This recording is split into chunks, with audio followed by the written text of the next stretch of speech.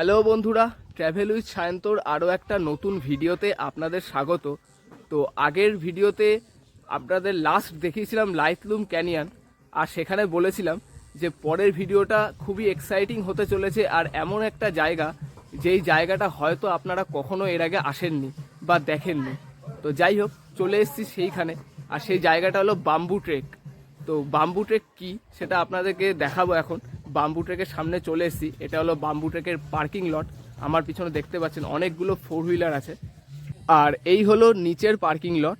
নিচের পার্কিং লটটা একদমই ছোট্ট, জাস্ট স্কুটি পার্ক করার জন্য বা বাইক পার্ক করার জন্য, এই দেখছেন। আর এই হলো ওপরের পার্কিং লট, এটা একটু তাও বড়, এখানে 4 হুইলার পার্ক করা হয়। আর এই নিচ দিয়ে হলো বাম্বু ট্রেক, যেটা আমরা যাব। আমরা বাম্বু ট্রেকে যাব এখন। আর তার আগে এখানে দুপুর 1টা বাজে, তো লাঞ্চটা সেরে নেব, কারণ বাম্বু ট্রেক কমপ্লিট করতে 3 থেকে 3.5 ঘন্টা মিনিমাম লাগবেই। তো আসার পরে তখন আর লাঞ্চ পাবো কি পাবো না থেকেও বড় কথা, শরীর দেবে না না খেলে এতক্ষণ। তো এইখানে খাওয়া দাওয়ার অপশান সেরকম কিছুই নেই, জাস্ট একটা দুটো ছোট্ট রেস্টুরেন্ট মতন আছে। রেস্টুরেন্টও বলা ভুল হবে, জাস্ট লোকালসদের দোকানপাট। তো সব থেকে ভালো যেটা এই আমার পিছনে দেখতে পাচ্ছেন, এইখানেই আমরা আমাদের যে ব্যাগ আছে, যেটা গাড়ি করে ক্যারি করে এনেছি বড় ব্যাগ, সেটা রাখবো, হেলমেট রাখবো। তো আপনারাও আসলে এখানে রেখে বাম্বু ট্রেক করতে পারেন যদি বাম্বু ট্রেকে যেতে চান। তো এখানেই খাওয়া দাওয়া করব, ব্যাগ রাখবো, আর বাম্বু ট্রেক করে এসে আবার এখান থেকে ব্যাগ নিয়ে আমরা ফেরত যাব। লাঞ্চ সেরে এখন আমরা বাম্বু ট্রেকের উদ্দেশ্যে রওনা হলাম। আর এখন বাজে সময় দুপুর 1:30। তো 3 ঘন্টা মিনিমাম লাগবে শুনলাম এখানে। তো চলুন দেখা যাক কি আছে। তো শুরু হয়ে গেছে আমাদের ট্রেক। এই হলো প্রথমেই পাথরের রাস্তা, বেশ সুন্দর স্টেপ করা আছে, অসুবিধা হবে না হাঁটতে। তো এখানে এন্ট্রি ফি আছে, এন্ট্রি ফি হলো পার হেড 100 টাকা করে। তো যাই হোক, এই ট্রেকে যদি আপনারা আসেন, তো আসলে আপনাদের প্রধান কাজ হবে হলো প্রচুর জল ক্যারি করা, কারণ ট্রেক সেহেতু জল কিন্তু লাগবে, কারণ এখানে কিন্তু বেশ গরম আছে, ভালো গরম আছে। পাতলা জামা পরে আছি, তারপরেও কিন্তু হালকা ঘাম হচ্ছে, এতটাই গরম আছে। আর যেহেতু ট্রেক, সেহেতু আপনারা ক্লান্ত হয়ে পড়বেন, কারণ এই ট্রেকের টোটাল ডিস্টেন্স হলো যেতে প্রায় 2 কিলোমিটার, আসতে প্রায় 2 কিলোমিটার, মানে টোটাল 4 কিলোমিটার। তো কম নয়, বেশ অনেকটাই। আর ট্রেকটা খুব একটা ইজিও নয়, একটু কঠিনই ট্রেক এটা। তো চলুন, যেতে থাকলে আপনারাও দেখতে পারবেন। আর এখানকার প্রাকৃতিক সৌন্দর্য জাস্ট অসাধারণ, দেখুন, জাস্ট অসাধারণ সুন্দর। চারিদিকে পুরো ঘন জঙ্গল আর সুন্দর ঝিঝির ডাক, মানে এক অসাধারণ অভিজ্ঞতা। মানে প্রকৃতি প্রেমী যদি হন, তাহলে এই জায়গা কারোর খারাপ লাগতেই পারে না। ইভেন পুরো মেঘালয় কোনো জায়গায় খারাপ লাগবে না। এন্ট্রি করার পরে অনেকটা রাস্তা চলে এসেছি, কিন্তু এখনও কিন্তু পাথরের সিঁড়ি শেষ হয়নি, আর অনেক নিচে নামতে হচ্ছে। আর যত নামছি তত মনের মধ্যে আবার ভয় লাগছে যে উঠতে গেলে কি অবস্থা হবে পায়ের। যাই হোক, হাঁটতে হাঁটতে হাঁপিয়ে গেলে এরকম সুন্দর বসার জায়গা করা আছে, তো এখানে একটু বসতেও পারবেন চাইলে। তো চলুন, বেশি বসা যাবে না, কারণ আমাদের এই জায়গার থেকে কিন্তু আবার আজকে ডাউকি ফেরার কথা, যেটা সকালেও বলেছিলাম আগের ভিডিওতে। তো ডাউকি ফিরতে হবে। এখান থেকে ডাউকির দূরত্ব প্রায় 70 কিলোমিটারের কাছাকাছি, 2.5 ঘন্টা সময় লাগার কথা। তো সেটাও মাথায় রাখতে হবে, বেশি সময় নষ্ট করা যাবে না। তো আগের ভিডিও যদি আপনারা না দেখে থাকেন, যারা নতুন এই ভিডিওটা দেখছেন, আগের ভিডিও দেখতে চাইলে ওপরে আই বাটনে ক্লিক করে আগের ভিডিওটা দেখতে পারেন। তো নামতে নামতে পাথর দিয়ে একদম নিচে চলে এসেছি। আর আসার পরে এই একটা বাঁশের সাঁকো, যেটা পার করতে হবে, ওই পারে যেতে হবে। নিচে হলো একটা নদী। এই মুহূর্তে বৃষ্টি নেই বলে নদীতে কোনো জল নেই, নালে বর্ষাকালে আসলে এখানে জল দেখতে পারবেন আপনারা। দেখুন জাস্ট, ওফ, কি অসাধারণ, দেখুন।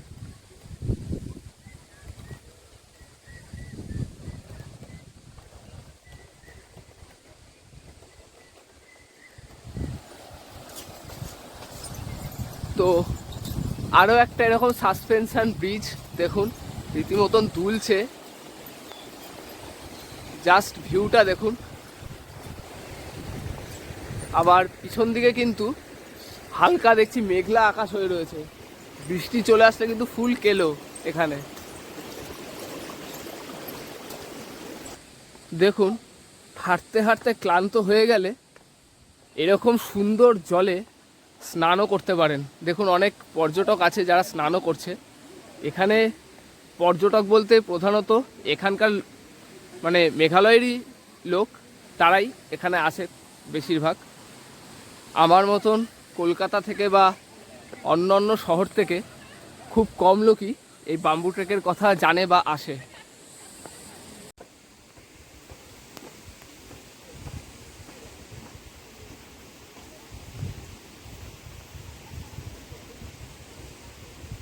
হাঁটা শুরু করেছি প্রায় 50 মিনিট হয়ে গেছে, আর এখন যা প্রকৃতি দেখছি মনে হচ্ছে ডাউকির যা ভাড়বে, এখানেই যদি থেকে যাওয়া যায় সারা দিন সারা রাত তাহলে কেমন লাগবে।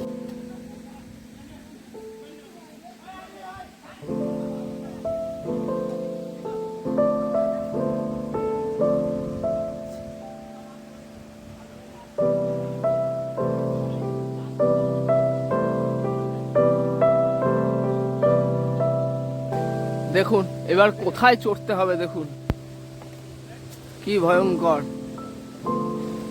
মানে যাদের বডি ফিটনেস নিয়ে ডাউট আছে তারা কখনোই এই ট্রেক কিন্তু ট্রাই করবেন না, বেশ কষ্টকর আর বেশ ডেঞ্জারাস।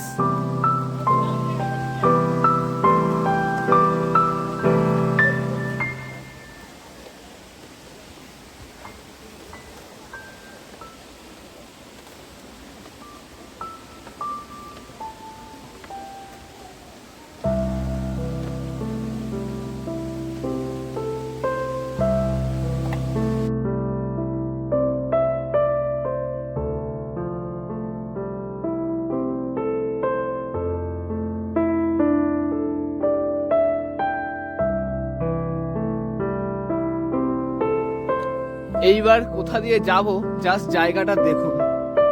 এখানে বোর্ডও আছে, ম্যাক্সিমাম 5 জন একসাথে হাঁটতে পারবে, তার বেশি হাঁটা উচিত নয় এখানে। কারণ একবার যদি এই ব্রিজ যদি ভেঙে পড়ে বডিও আর খুঁজে পাওয়া যাবে না। দেখুন কতটা খারাপ পাহাড়।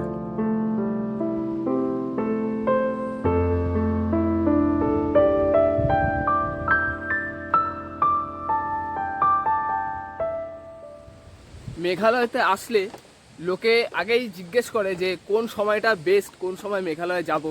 তো সব সময় লোকে বলে যে বর্ষাকাল। তো আমি মনে করি যে বর্ষাকালটা আসার জন্য একদম পারফেক্ট সময় নয়।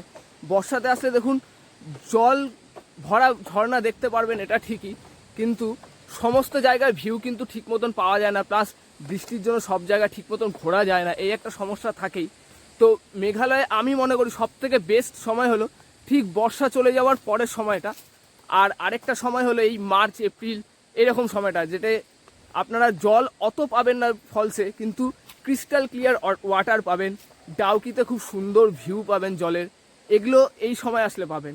আর বর্ষাকালে আসলে ভরা জলের ঝর্ণা দেখে মন ভরে যাবে। তো এই রকম এক এক জায়গায় এক এক রকম ভিউ। আর বিশেষ করে এই ট্রেকটা যেটা করছি এ তো বর্ষাকালে একদমই রিকমেন্ডেড নয়, খুবই রিস্কি বর্ষাকালে এই ট্রেক। কারণ বাসের রাস্তা, পা বিশাল স্লিপ করবে বর্ষার জল পড়লেই এর মধ্যে।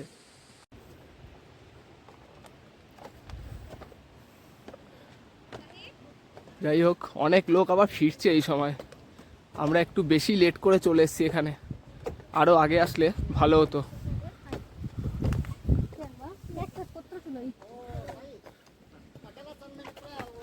যাই হোক, ম্যাক্সিমাম 5 জন যাওয়া যাবে, তো অনেকে আসছে, এখন যাব না।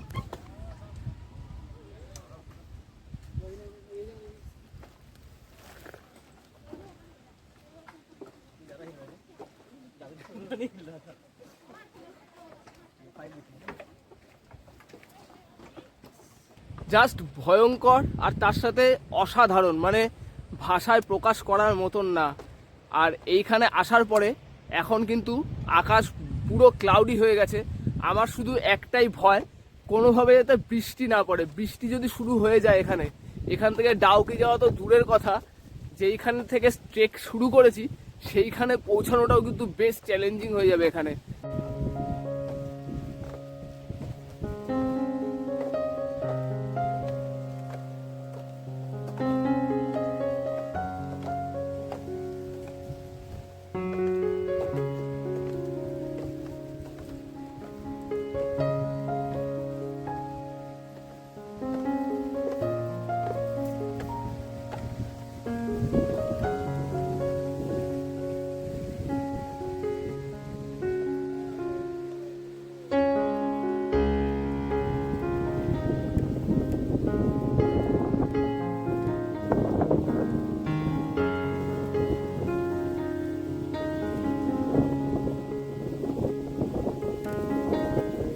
অনেকেই ভাবছেন যে আমার সাথে রিয়াঙ্কা আছে, তার মনের অবস্থাটা এই মুহূর্তে ঠিক কীরকম।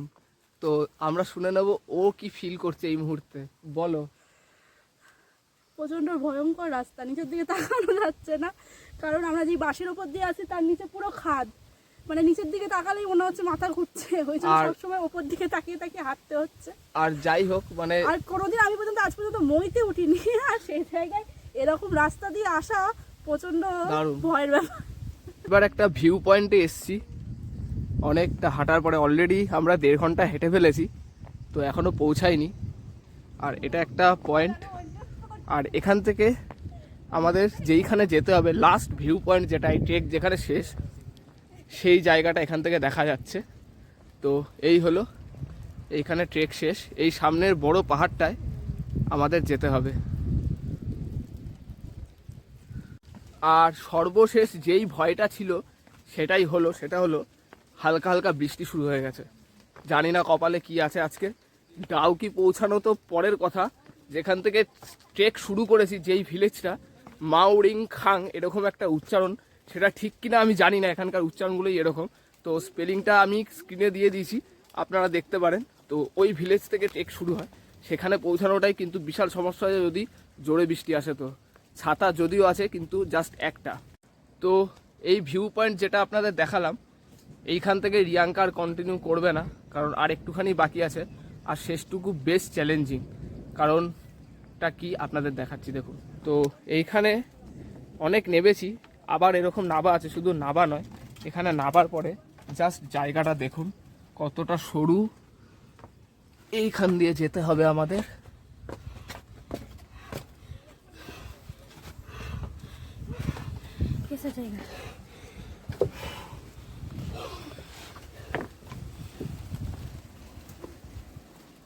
তো দেখতেই পাচ্ছেন কি ভয়ঙ্কর ট্রেক।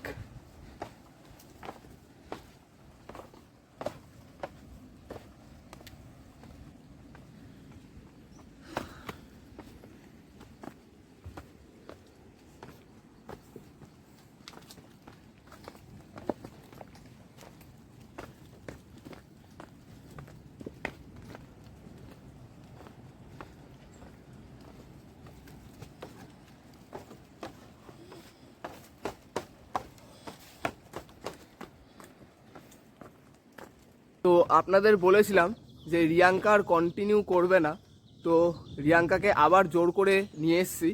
তার কারণ রিয়াঙ্কার থেকে বেশি খারাপ আমার লাগবে যে প্রায় 1.5 ঘন্টা হেঁটে তারপর যদি লাস্ট 15 মিনিট যদি না আসে, এত দূর একটা জায়গা হয়তো আর কখনোই আসা হবে না, বা আসলেও ও আসতে পারবে কিনা, তো অনেক ব্যাপার।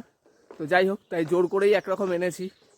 তো রিয়াঙ্কাও আছে, রিয়াঙ্কা একটু এগিয়ে গেছে সামনে, আমি পিছন পিছন যাচ্ছি। এই জায়গাটা দেখুন, পুরোটাই পাহাড়ের খাদ, তার মাঝখানে কয়েকটা বাঁশ পেতে দিয়েছে।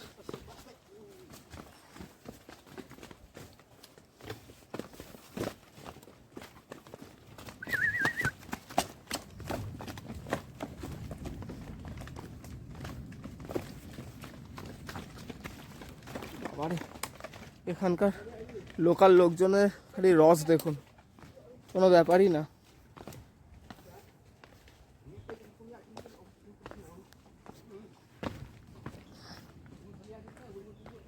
এই পথ যদি না শেষ হয় তবে কেমন হতো তুমি বলো তো, বলো।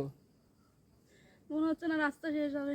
এই 2 কিলোমিটার রাস্তা বলে যে কত কিলোমিটার, না অ্যাকচুয়ালি 2 কিলোমিটার বলেছে, কিন্তু আমার মনে হচ্ছে এখানকার মানুষ কিলোমিটার গুনতে জানে না। আর না হলে 2 কিলোমিটার কি আমি হয়তো বুঝতে পারছি না, কারণ মানে আমার হিসাবে তো আমি অন্তত 4 কিলোমিটার হেঁটে ফেলেছি, আবার ফেরতও যেতে হবে। এবার জানি না সেটা রাস্তাটা ভয়ঙ্কর বলে হয়তো আমার মনে হচ্ছে যে বেশি হেঁটেছি, জানি না আমি ঠিক কিনা। তো যাই হোক, দেখা যাক এখনও আরও কতটা। লোকে যারা ফিরছে তারা বলছে আরও এখান থেকে 10-15 মিনিট। আমাদের ট্রেক প্রায় শেষ, আর হয়তো 5 মিনিট লাগবে যেতে। এই সোজা গিয়ে এই বাঁশের রাস্তা করা আছে, এই রাস্তা দিয়ে এই পাহাড়ের উপরে আসতে হবে, এটাই লাস্ট পয়েন্ট।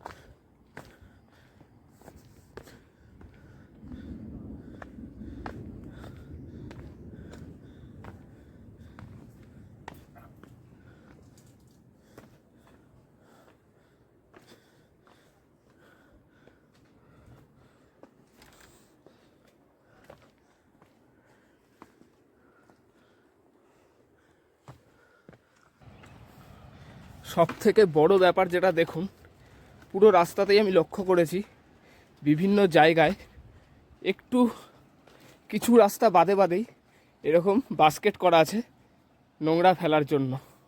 তো প্লিজ আপনারা এখানে আসলে এগুলো মেনটেন করবেন, প্রকৃতিকে একদম নোংরা করবেন না, প্রকৃতিকে ভালো রাখবেন। প্রকৃতি ভালো থাকলেই আমরা ভালো থাকতে পারবো। তো আমরা প্রায় কমপ্লিট করে ফেলেছি ট্রেক। দেখুন, জাস্ট অসাধারণ, নিচের নীল জলটা দেখুন, ওফ, প্রকৃতির মধ্যে মনে হচ্ছে যেন মিশে গেছি। আর এটা হলো ফাইনাল চড়াই, জাস্ট অসাধারণ।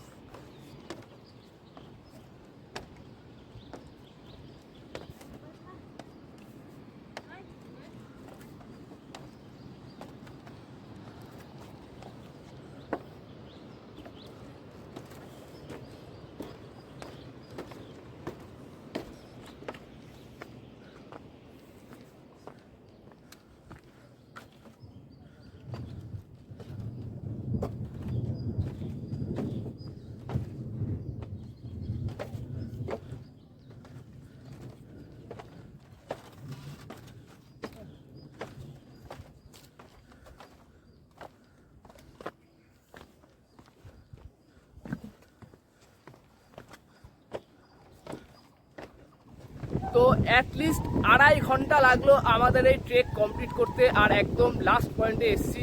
রিয়াঙ্কাকেও নিয়ে আসতে পেরেছি, ভালো লাগছে। কিন্তু ও 2 পা হাঁটছে আর বলছে যে আর যাবো না, যেতে পারবো না, এরকম করে অনেক সময় নষ্ট হয়েছে।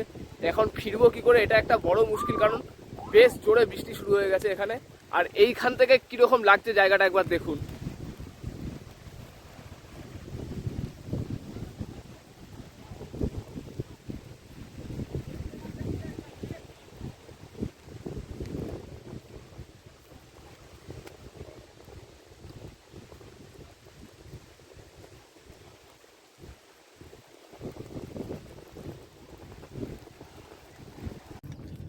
সময় এখন 4:10 বাজে, আমরা রওনা দিলাম সবে।